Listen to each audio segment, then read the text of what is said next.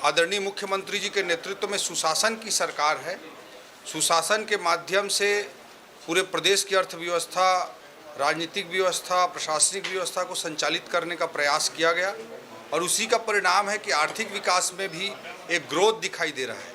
आप देखते होंगे कि जितने भी इन्वेस्टर्स हैं उनका भी विश्वास छत्तीसगढ़ के प्रति लौटा है और एक अलग विश्वास के साथ, कॉन्फिडेंस के साथ लोग इन्वेस्ट कर रहे हैं। औद्योगिक नीति, नई औद्योगिक नीति वर्ष 2024 से 2030 तक के लिए हमारी सरकार ने लॉन्च की है।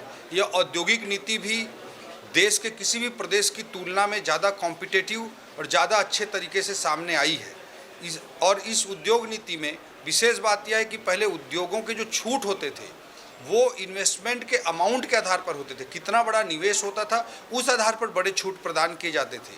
लेकिन औद्योगिक नीति जो 2024 से 2030 तक के लिए हमारे मुख्यमंत्री जी के नेतृत्व में, हमारे उद्योग मंत्री जी के नेतृत्व में जो जारी किया गया है, उस उद्योग नीति में साफ तौर पर आप देख सकते हैं कि वहाँ पर जो छूट है वो निवेश के अमाउंट के आधार पर ना होकर रोजगार सृजन के आधार पर किया गया है। इससे छत्तीसगढ़ के युवा भाई बहनों को भी औद्योगिक नीति के माध्यम से लेबर इंटेंसिव सेक्टर्स में और सर्विस सेक्टर में ज़्यादा तेज़ी से विकास होने के कारण रोजगार के अवसरों में भी इसका लाभ मिलने लगा है।